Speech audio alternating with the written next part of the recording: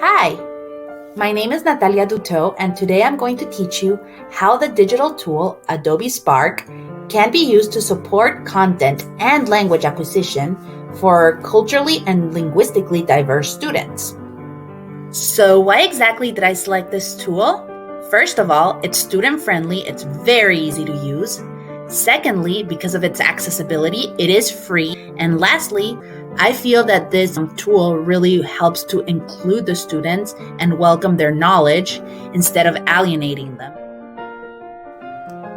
To use Adobe Spark, go to Google and search for Adobe Spark. Click on it, and it's going to give you a few options where you can pay or you can just get the free trial. And then you're going to log in with your Google credentials. So we're going to focus on making a video. Select the video because that's what we're going to be talking about today. So now you're going to select one of the different templates that we have for the video, like promote an idea, tell what happened, personal growth story, or just click at the bottom where you're going to start from scratch. So right there, you're going to put your title, the water cycle, as I said, and you're going to select the kind of layout that you want to use. You could use a split screen and add an icon to kind of use an image to describe what you are going to talk about. And that is something that I really, really like. If you prefer, you can go back to full screen and you can also add a picture, an image. You have from a ton of different images that you can select. I just typed water and I'm selecting a picture of water to make it look very beautiful here. Next, I'm going to select a theme. There's a whole different list of themes that you can pick from. Flair or anything pretty much that you like. You can just check it out and it comes with all the transitions, the colors, the font, and it's really, really funky. Really, really fun for kids to express themselves as they are trying to communicate.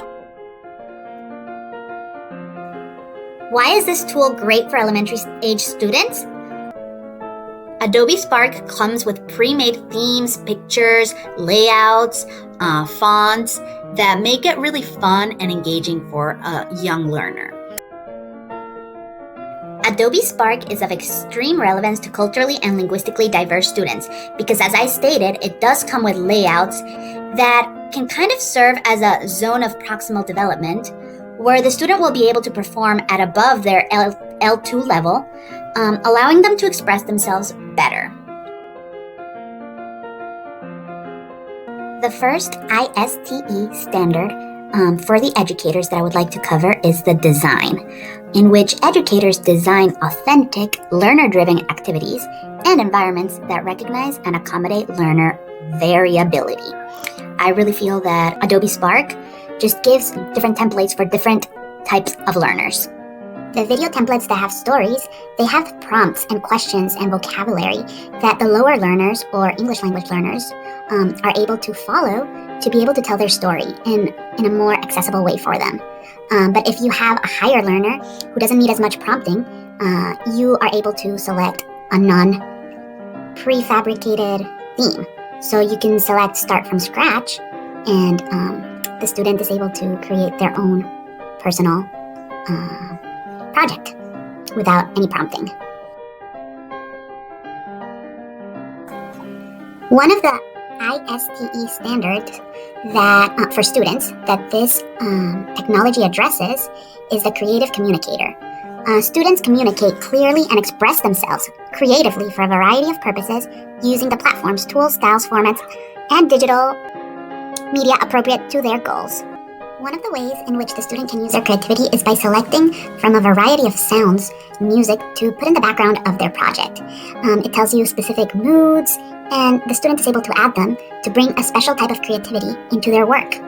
When the student is trying to present what they learn, they're able to use their creativity to select all kinds of images to convey their mental thought. So for example, if they pick earthquakes, they have a ton of different pictures to choose from free photos to Adobe stock photos, to really convey the message that they want to talk about in their project.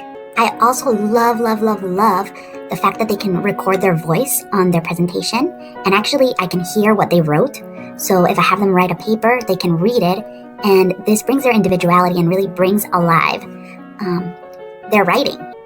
This digital tool really brings learning alive, and I'm going to give you a few examples of how this digital tool can support language and content acquisition by really bringing it alive and making the learner interact and learn deeper. I'm going to give you an example of how this tool can be used just for language acquisition. So when you are trying to speak a new language that's not your first language. Or one thing that you could do in your class is to create a little slideshow about themselves.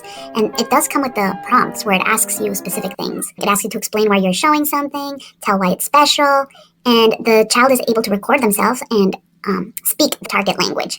It's a really low stakes because you are just recording yourself. It's not recording your image the way that you look. It's not a video necessarily. It's just your voice.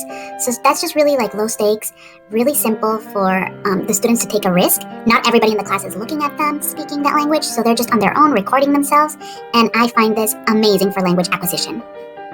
The second ISTE standard that I would like to talk about is the Citizen Standard, where educators inspire students to positively contribute and responsibly participate in the digital world. Nowadays, our digital world can be really dangerous, and I feel that this tool really gives the teacher the opportunity to talk about safety, especially using the internet. So whenever you're done with your project, you can either download it or share it. If you download it, simply you're going to press the download button and you're going to be able to download your video.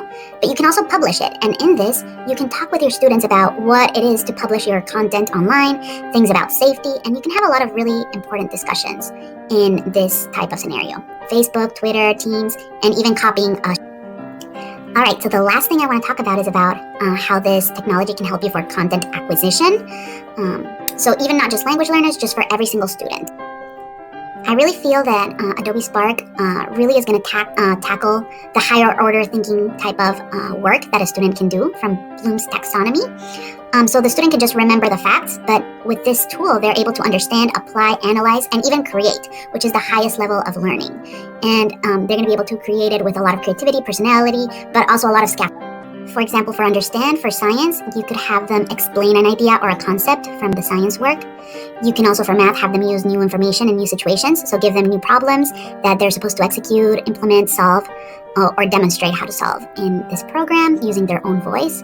You can ask them to draw connections and to connect two different ideas, evaluate. In conclusion, I just really love Adobe Spark. I feel like it's great for teaching content and for teaching language, and it's great for diverse culturally and linguistic students.